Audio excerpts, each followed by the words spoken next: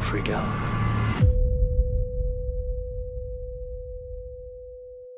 With our show, we've experienced so much controversy, some backlash, and I think essentially it was really important, and it was felt. I felt it. Like, this season was for the people who want to tune in and binge the shit out of 13 Reasons Why. What if they're watching him now? What if they're watching all of us? A lot of people, I think, don't really understand why it starts a conversation, but it's because we push the boundaries so far at times that it makes it just that much easier to, like, maybe you're not dealing with exactly what these characters are dealing with, or maybe just like a less dramatized, less extreme version, but it just makes it that much easier to talk to somebody about it. Hopefully that will be the legacy, that these young kids in a really vulnerable, raw, unknowing place get to, like, delve into this show that really highlights that part of being a young adult, like being in this like crazy jungle and not knowing how to get out of it.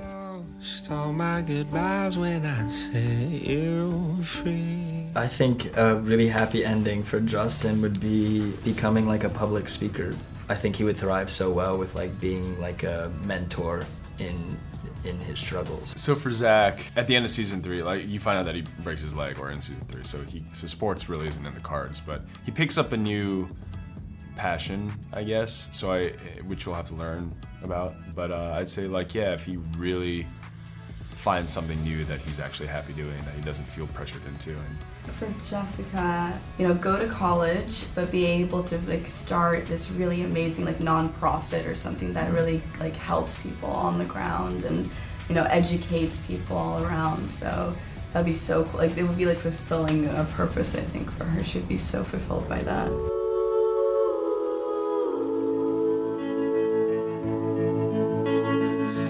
That's a wrap on 13 Reasons Why. I mean, you create such a great community like you do in college, from what I've heard of, and you learn a lot. And I was a teenager when I started, and now I feel like I'm finally getting into my young adulthood and being released upon the world. I came into this an adult, and I'm leaving an adult. For me, honestly, like, this is the longest thing I've worked on. It was like one of the first big things I've worked on. You can usually jump around from set to set and from project to project, but I actually got to spend most time with people that I work with, but also that I consider family, and it's such like a unique experience. So coming out, I've learned a lot about just like trusting people and opening yourself up to people and checking in on your friends and all that. Yeah. It was just a special feeling every day going in, when you went into those table reads, because you kind of always had this like, this is gonna be the last time. It was always like, you do stuff and it's consistent of so many like firsts, and then you do stuff that's consistent of so many lasts. It was filmed, so I can't wait to see it. Oh God. Because we were all, I remember reading my lines and you laughing, and I was like, like, not even cute crying, like, oh my God, I'm gonna miss you guys, but everybody's just weeping, weeping. That was a rough table read. I'm like the notorious crier, and I tried to keep it together, but it was literally like, it wasn't even my scene. It was someone else's scene, and I was like,